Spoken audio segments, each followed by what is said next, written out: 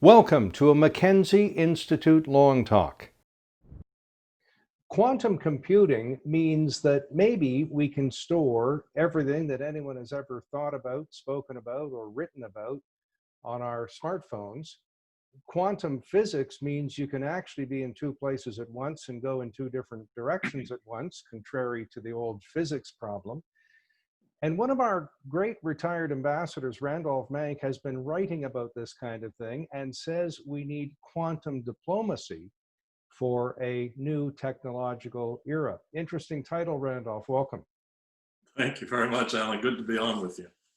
Now, I want to capitalize on both our occasional personal interactions and a great story you once told me. We met in Japan. I think you were a fairly new Foreign Service officer at the time, and you told me your first posting was Japan, and you had to deal with the Red Army. Can you tell that story for me?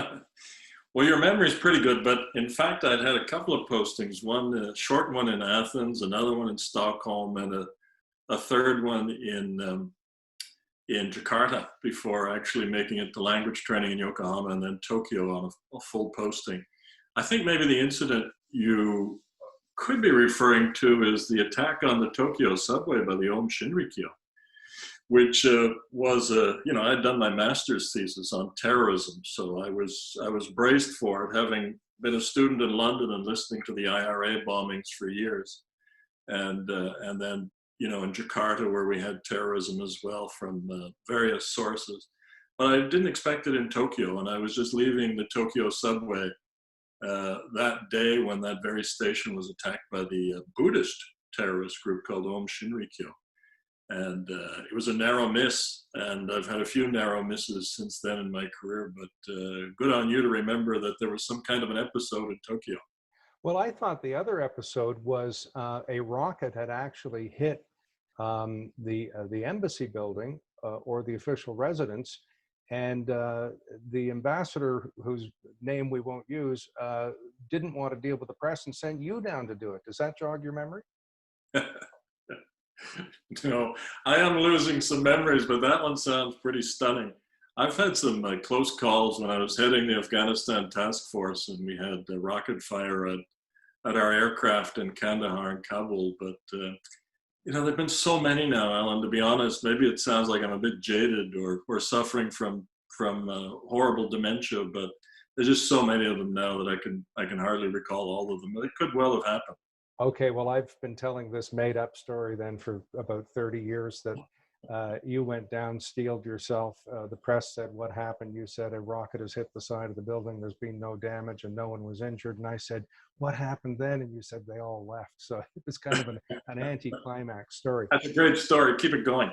Okay, will do. All right, let's get into quantum diplomacy. You've turned a lot of good phrases in your articles. And why did you pick the term quantum diplomacy? Yeah, it's a good question, and I didn't really mean to jump on the bandwagon to say that quantum physics is going to, somehow reveal a new kind of diplomacy. What I'm really saying is that quantum age that began last century, in the early 1900s, with all those great discoveries, is actually an age that's continuing through the technological outputs that flow from that body of quantum physics.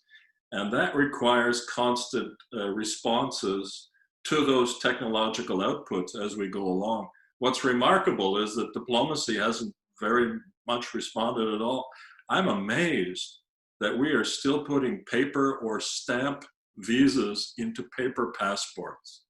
That's absurd. It's as though the computer system doesn't exist. In fact, I'd worked for a company called SICPA, a Swiss company, that nobody's ever heard of, but we all carry it in our pockets. It provides the secure ink for virtually all of the world's currencies, including the Canadian, American, and so on.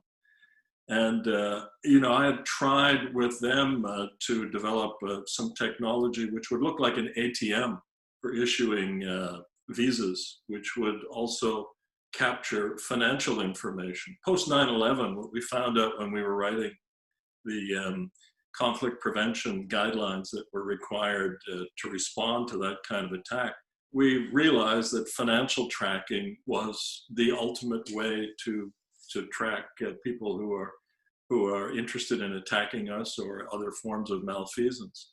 So the fact that you go in and get a passport or a visa, and it's not really a capture of your financial information in a way that could actually track you, is profound to me. And it's just one small practical example of how diplomacy hasn't caught up with the quantum age that we've been in for a century. So what I'm proposing is that we should catch up, and we better do it fast, because the new kinds of threats that are coming at us through quantum computing and all of the other things that we're well aware of are going to be profound. Well, just before we do catch up and go into the future, let's go back in the past. Pierre Trudeau famously said, "Why should I get all these cables from diplomats? I can read about the world in the New York Times." And he was kind of, in his way, saying that your professional colleagues were behind the times. But I think you've been somewhat critical of Canada's traditional image of itself in the world as the helpful fixer and the honest broker and punching above our weight and all those other cliches, the instantiation of which is probably peacekeeping.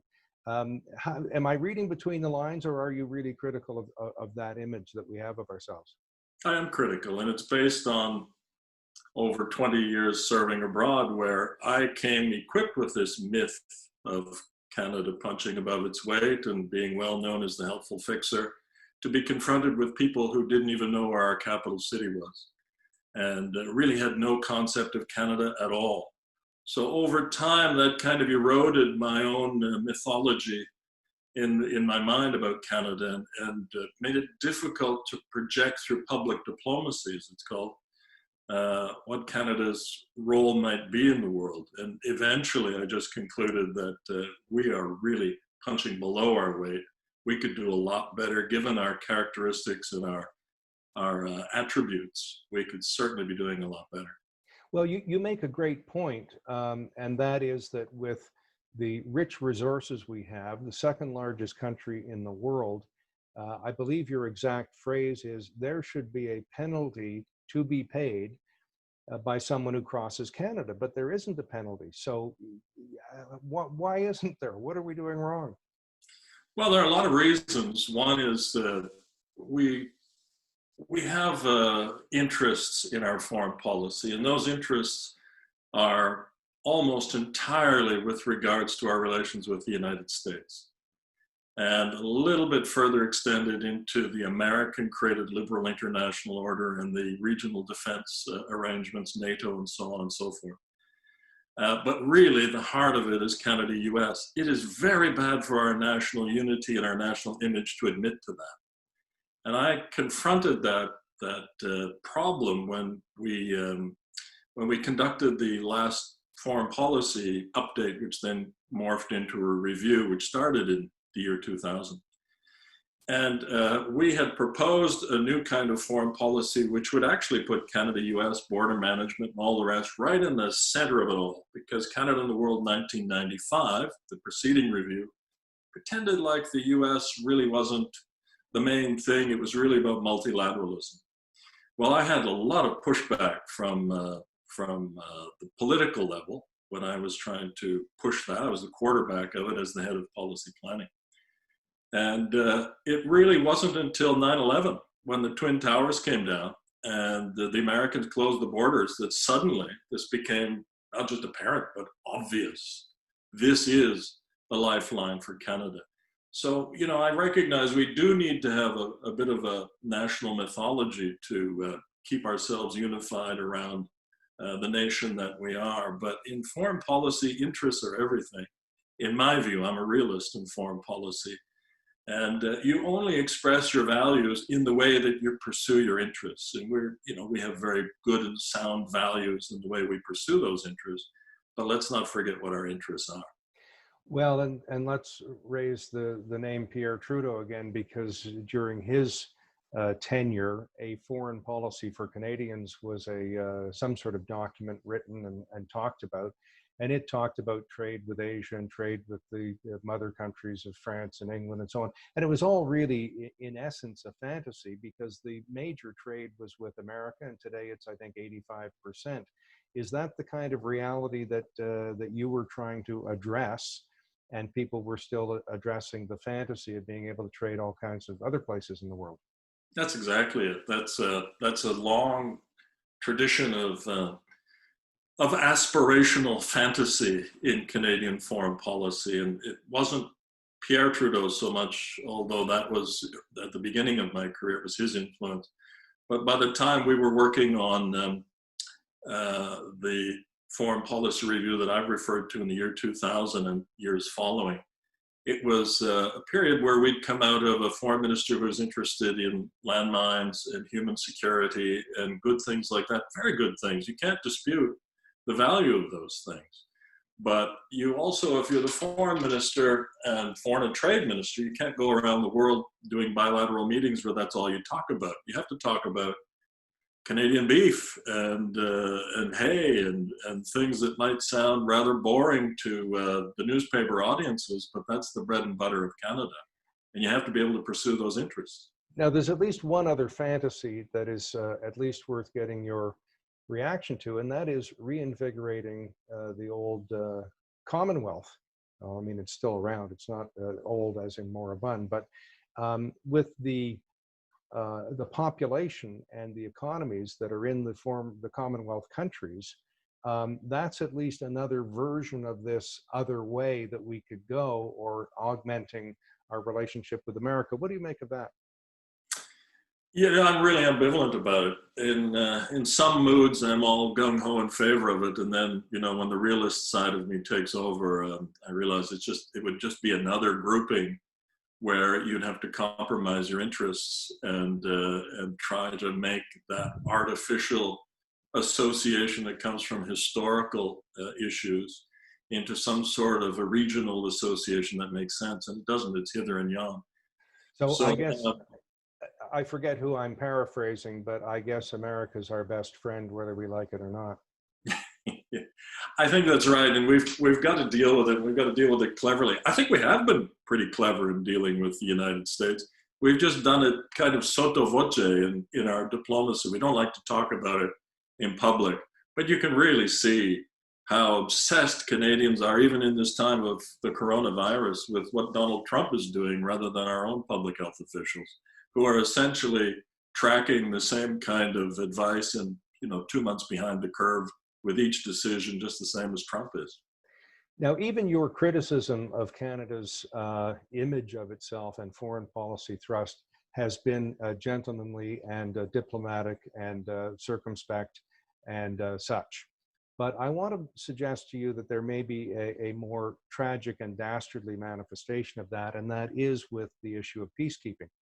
It has now been documented that the Rwandan genocide was partly, I don't know if this is too strong a word, but partly funded by Canada. Rwanda was the favored nation for aid by CEDA, by the Foreign Ministry, Laval University. Some of the people who were involved in that were trained and educated here. And in short, not all conflicts involve two sides that need to be heard. I mean, genocide is not a side of a question that needs a fair hearing.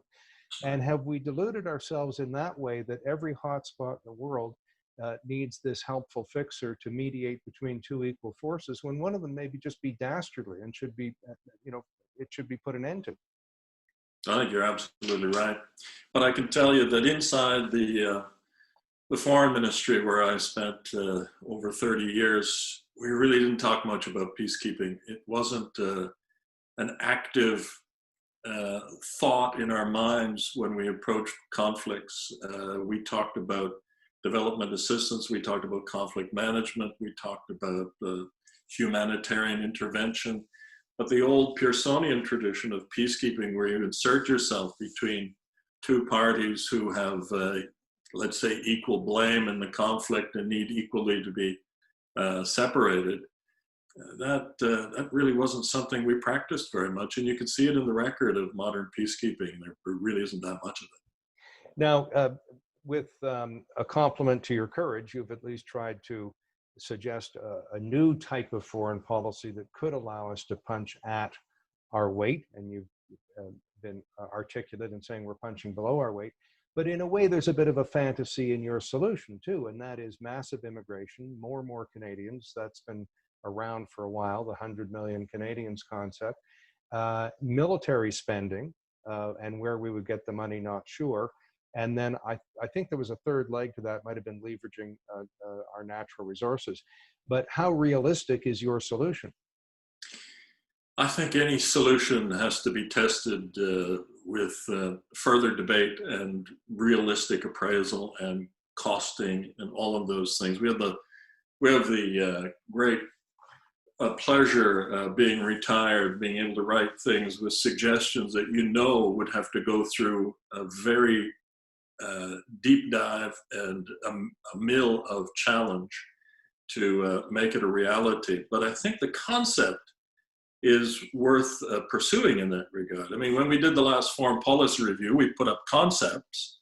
My concepts, the central ones, were that we had swung the pendulum over to multilateralism and to values in our pursuit of foreign policy.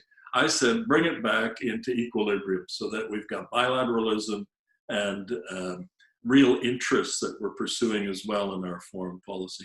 And that kind of a concept, if you start there, then leads you, if you're inside the machinery of government, into very interesting discussions about how you would deliver programs and approaches that would actually deliver on those concepts. So I'm at a stage now, not in the department, where I can come up with concepts that would really need to be tested in that way. And I do believe that we need strategic engagement, say with China, not a free trade agreement, but some sectoral agreements that are in our interests, where we could use some sort of leverage so that they wouldn't be able to just abuse us. If they were more dependent on say, energy or food supplies from Canada, we would have some form of leverage. I recognize it's a double-edged sword, because they could also turn that off if we didn't have diversified markets, which is why we do need to have some level of diversification. Right now, as dependent as we are on the United States, we have that problem in our trade makeup already. We are too dependent on one country. So we need to diversify. The TPP has given us a tremendous opportunity with Japan. That's a key, the key player in that agreement for Canada in Asia. I do believe, though, that we need to have some sectoral engagement with China alongside what we do with Japan in order to have a proper engagement in Asia, so that we've got diversified relationships. If one tries to punish us in some way for some reason, we've got the other, and we have broader relationships as well. So that sort of strategic pursuit of interest is very much what I think we need to do. I've always believed we need to do that, in fact. Now, in Washington, it is said that if you get a meeting with an important official, Senate, House, White House, you get 10 minutes. Even if you're the Canadian ambassador, you get 10 minutes. Now, you've given us a lot more than that, which tells us how important we are to you. But just before we end, let's say we were in one of those wonderful 10-minute meetings, or we were on a trade mission, or somehow had gotten into your office and we're taking a briefing. I think one of the questions I'd ask is, look, right now, the supply chain, globalization, just-in-time delivery, politics, trade deals, everything is under intense scrutiny and appears to be failing us in some degree. A, is that true? B, what do we do? C, where are we going?